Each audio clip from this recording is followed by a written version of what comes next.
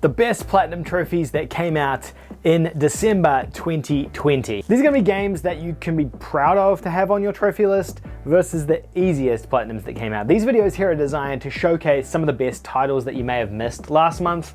I might actually change them to just the best games from whatever month 2020. I think maybe next month we'll try that. But for now, it's best platinums 2020.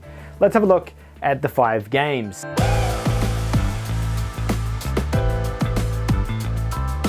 Hey guys, if you're a new viewer of the channel, please consider hitting the subscribe button down below. I make new videos like this every single day, taking a look at the latest from PlayStation. So hitting the subscribe button means you can stay up to date. It also helps me out enormously as well. The other thing that would help me out enormously though would be a thumbs up. If you go and hit that like button down below, it really does help get my videos in line with the YouTube algorithm, which means that more people can see them, and then we grow more, and then I can make more and do more and better things happen. Now in this video, we're gonna be looking at the 5 best platinum trophies you could have earned for December 2020. Some of them actually are pretty easy platinum trophies as well. The first game is Infliction. Now this is a PlayStation 5 game. Infliction did come out on the PlayStation 4, I believe in January or February 2020. So it came out 9 or 10 or 11 months ago now. The game is a first-person horror game, and I played it when it came out earlier on in 2020, and I actually had a really good time with it. It wasn't too bad for an indie horror game.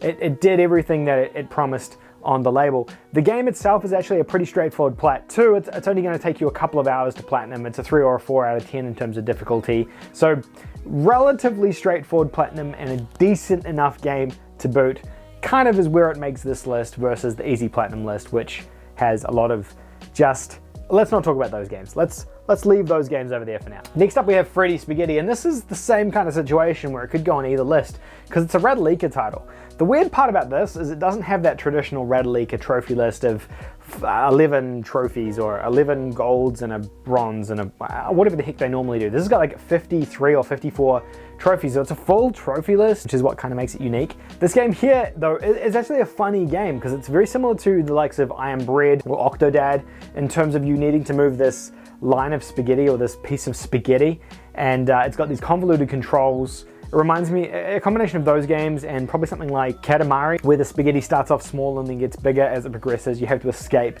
from police using these weird controls. It's a funny game. It's a funny game. Easy-ish platinum trophy. Easy-ish. It's probably gonna take you a couple of hours. Not a gimme platinum trophy, but easy-ish. And a funny little quirky game from Radalika. A game that I can actually recommend and say this is funny and good, because it is. So it makes December's list of best platinum trophies. Next up we have Cronus Before the Ashes. I actually did a couple of different videos about Cronus Before the Ashes because I was fortunate enough to receive a code from THQ for this game. This is a spiritual successor, but a prequel to Remnant from the Ashes, but it's very different. It's very much just a puzzle version of, or a Dark Souls-y puzzle game. It's got brutal combat. The majority of the game is either combat or puzzle solving, and there's nothing else in between. It does eliminate a lot of that sort of future tech stuff from Remnant. It does have remnants.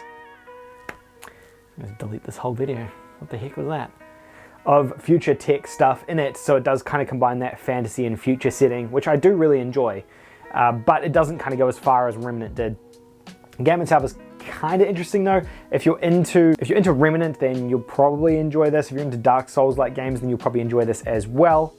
But maybe wait for a sale on this one. I think it's probably worth waiting for a sale before it gets discounted a little bit further. Twin Mirror is a narrative-driven adventure game, I suppose the best way to call it. It's made by the same developers who worked on the Life is Strange franchise, and it's a completely different take than Life is Strange, but it takes a lot of the DNA that that franchise did flesh out and kind of goes a little bit further with it. From a gameplay perspective, it's much about decision making, detective work, and narrative, and it kind of those 3 pillars. So anything that's like a Telltale game, a Life is Strange style game, or even a Quantic Dream style game like Beyond or Detroit Become Human, and it's kind of a combination, I guess, of those type of games. So if you're into those kind of narrative driven puzzle games, then you'll enjoy this one as well. It's very well polished, published by Bandai Namco, so even though it does look kind of indie, it's not.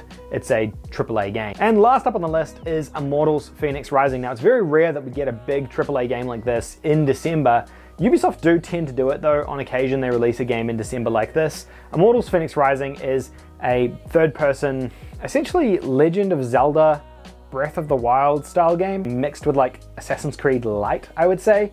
It's a game that I definitely wrote off and didn't give too much credence to, but if you actually go and check it out, the game is really, really good and worth your time. This is a sleeper hit. This would be what I would call a sleeper hit of 2020. That feels like another video idea. Sleeper hits of 2020. I gotta write that down. I gotta get this in the notebook. It's added to the notebook. Really neat game, massive open world game. If you play any other Ubisoft titles, you kind of know what's expected here from a Ubisoft standpoint. Click-a-thon, do everything-a-thon, Assassin's Creed, but not quite. It's set in this Greek fantasy setting, which is kind of funny because God of War used to be in a Greek fantasy setting, and then the new Assassin's Creed was in Norse, which is where God of War is now. That's neither here nor there. But it's interesting, Ubisoft. I see where your head is at. Cool game, worth checking out.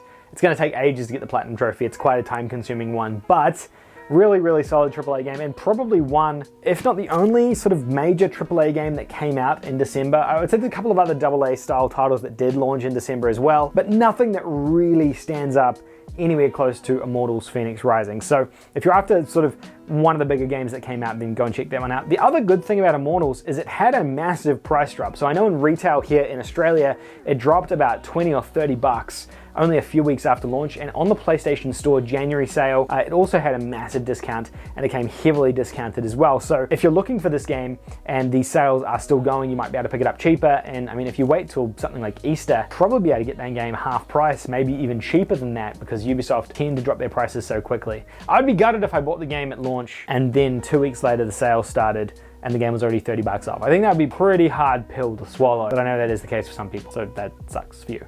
But solid game, worth checking out. In terms of picks for the list, it's definitely Immortals Phoenix Rising. That's the big one for me. And I actually really enjoyed Cronus Before the Ashes. I know it's a little bit convoluted and weird and AA, but I had a really good time with it. And if you're looking for something for a laugh, Freddy Spaghetti is pretty funny, and you're gonna get a pretty straightforward platinum out of it as well. It's not a gimme, but pretty funny game. Anyway, let me know if you picked up any of these games down below in the comment section. I would love to hear from you.